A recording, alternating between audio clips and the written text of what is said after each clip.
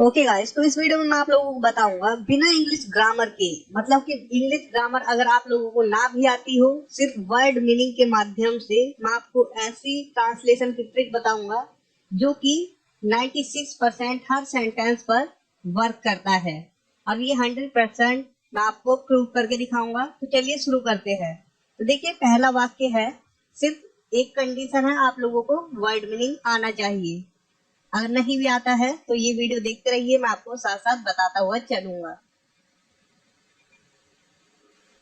Okay, तो देखिए, सबसे पहला वाक्य है, आप धारा प्रवाह अंग्रेजी बोल सकते हैं। इसमें मैं आपको कोई भी ग्रामर नहीं बताऊंगा, आप सिर्फ वर्ड मीनिंग के जरिए ही इस सेंटेंस को ट्रांसलेट कर सकते हैं। तो आइए जानते हैं कैसे। सबसे पहले मैं इनकी इंग्लिश बता दूं। आप मतलब यू, धारा प्रवाह मीनिंग है फ्लुएंटली, अंग्रेजी मतलब इंग्लिश, बोलना मतलब स्पीक, सकते हैं या सकता है के लिए हम कैन का यूज करेंगे।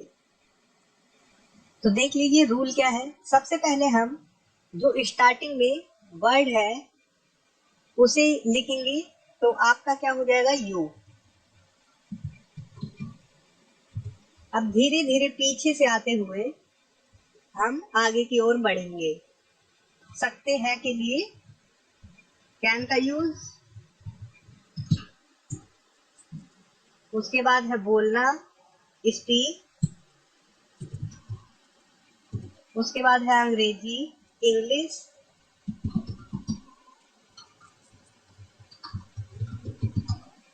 उसके बाद है धारा प्रवाह मतलब fluently.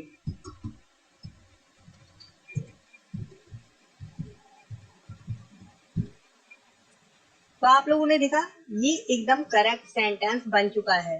You can speak English fluently. अगर आप लोगों को लगता है ये सिर्फ इसी वाक्य पे काम कर रहा है, तो मैं आपको डिफरेंट और अलग अलग टेंसेस में इसका यूज करके दिखाता हूँ। तो आप लोग ये वीडियो देखते रहिए। तो देखिए, सेकंड वाक्य है, मुझे आपकी मदद की आवश्यकता है। तो सबसे पहले इसकी इंग्लिश बताऊं। मुझे के लिए आई, आपकी मदद की मतलब योर हेल्प, आवश्यकता है के लिए हम नीड का यूज करते हैं। तो मुझे के लिए आई, जैसा कि मैंने बताया था, सबसे पहले स्टार्टिंग वाला वर्ड की इंग्लिश लिखेंगे, उसके बाद पीछे से धीरे धीरे आगे की ओर बढ़ेंगे। ओके, देखिए किस प्रकार से होगा। आवश्यकता है के लिए नीड,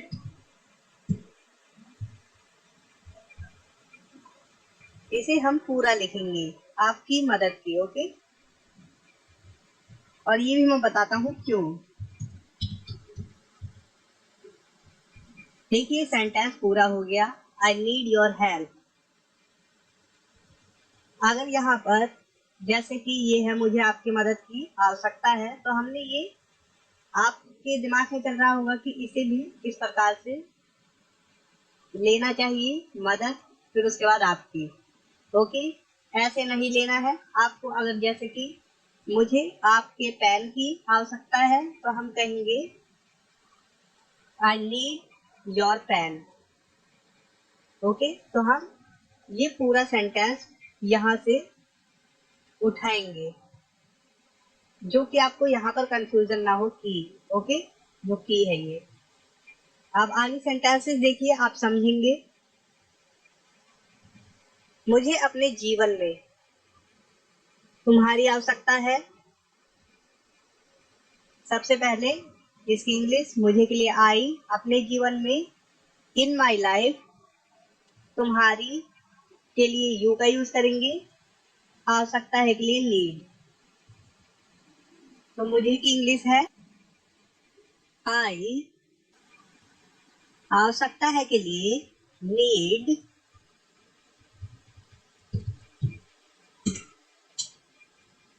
तुम्हारी यू, में इन अपने जीवन माई लाइफ। तो ये सेंटेंस कंप्लीट हो चुका है। I need you in my life. मुझे अपने जीवन में तुम्हारी आवश्यकता है।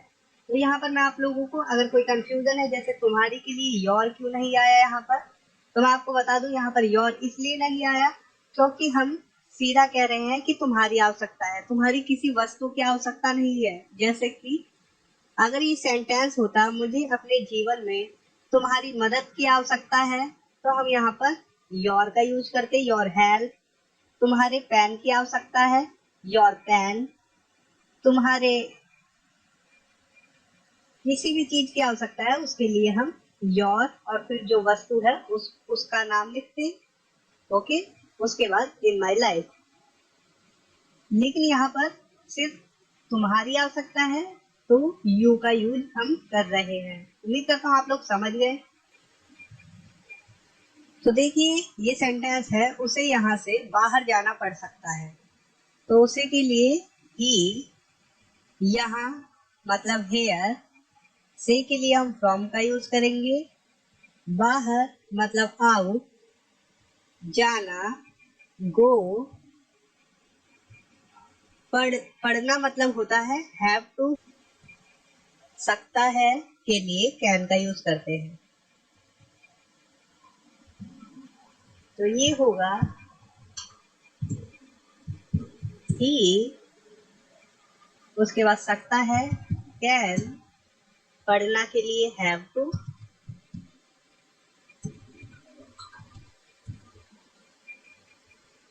जाना मतलब गो, बाहर आउट, से फ्रॉम, यहाँ hair. He can have to go out from here। ये पूरा सेंटेंस कंप्लीट हो गया है। अब देखिए नेक्स्ट है, उसे यहाँ आना पड़ सकता है। आप लोग सिंपली बना सकते हैं। सबसे पहले उसे के लिए ही,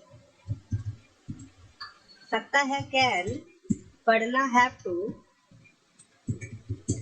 आना मतलब कम, यहाँ मतलब हेयर। तो ये सेंटेंस कंप्लीट हो गया है। He can have to come here. Next है, आपको अपनी सेहत का ख्याल रखना चाहिए। सबसे पहले इंग्लिश मीनिंग बताऊं आपको। आपको मतलब यू, अपनी सेहत, योर हेल्थ, का, ऑफ, ख्याल, ख्याल रखना, टेक केयर, चाहिए मतलब शुड।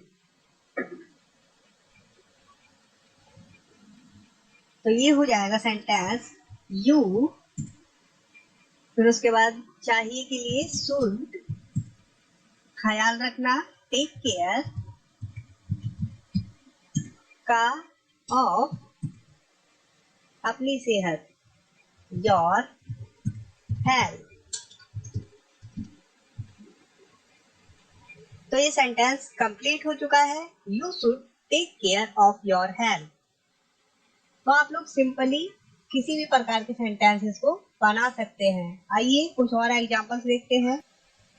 वह पढ़ाई करता था, वह के लिए ही, पढ़ाई मतलब स्टडी, करता था के लिए हम यूज टू का यूज करेंगे। तो आइए देखते हैं।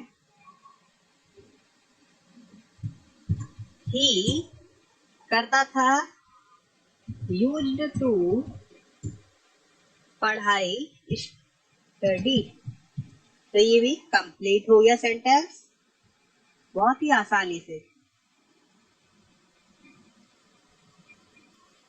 ओके, तो मैं अब आप लोगों को डायरेक्ट ट्रांसलेशन करके दिखाता हूँ। रूल आप लोगों को पता ही है। सबसे पहले हम स्टार्टिंग वाले हिंदी वर्ड की इंग्लिश लिखेंगे, उसके बाद पीछे से, एकदम पीछे से धीरे धीरे आगे की ओर बढ़ेंगे और हमारा सेंटेंस कंप्लीट हो जाएगा।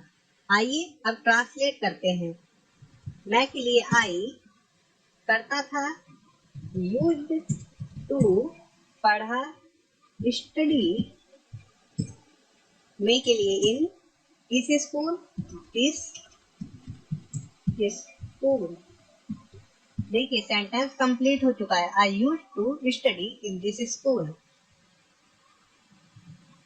वह मेरे बारे में सोचा करती थी। लड़की है सी, वह के लिए हम सी करेंगे क्योंकि ये लड़की है। करती थी, यूज्ड टू, सोचा, थिंक, बारे में, अबाउट, मेरे, me. She used to think about me. ये सेंटेंस भी कंप्लीट हो चुका है। अब देखिए, मैं दुकान पर एक मोबाइल खरीदने जा रहा हूँ। ये सेंटेंस आप लोगों को समझना पड़ेगा थोड़ा। देखिए, यहाँ पर जा और रहा को मैंने प्लस कर रखा है। रहा मतलब होता है ING। आप लोग ध्यान दीजिए, रहा मतलब होता है ING और जाने को कहते हैं गो। तो गो प्लस ING मैंने यहाँ पर कर रखा है, वो मैं अभी आपको बताता हूँ। और दूसरी कंडीशन देखिए, यहाँ पर खरीदने, ओके, खरीदने। तो जिस भी क्रिया में, जिस भी वर्ब में या क्रिया में ने हो, ना, ने, नी हो, तो वहां पर हम उस वर्ब की फर्स्ट फॉर्म से टू का यूज करते हैं। वर्ब की फर्स्ट फॉर्म से पहले टू का यूज करते हैं। जैसे कि खरीद की इंग्लिश क्या होती है? बाय।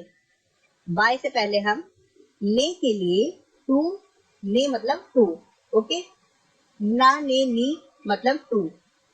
और ये हम करेंगे तब वर्ब से पहले, वर्ब की फर्स्ट फॉर्म से पहले। तो आइए देखते हैं अब सेंटेंस, आप लोग समझेंगे। वे के लिए आई, होम मतलब एम, जा रहा मतलब कि जा प्लस रहा, तो गो मतलब जाना होता है, रहा मतलब होता है ING। क्या? खरीदने, तो बाय। मैंने क्या बताया था, कंडीशन क्या है? ने, खरीदने, ने आ रहा है तो हम इससे वर्ब से पहले टू का यूज कर देंगे। एक मोबाइल, मोबाइल, पर मतलब एट, दुकान मतलब शॉप। देखिए, बातों बातों में सेंटेंस कंप्लीट हो गया और वो भी बिल्कुल सही। I am going to buy a mobile at shop.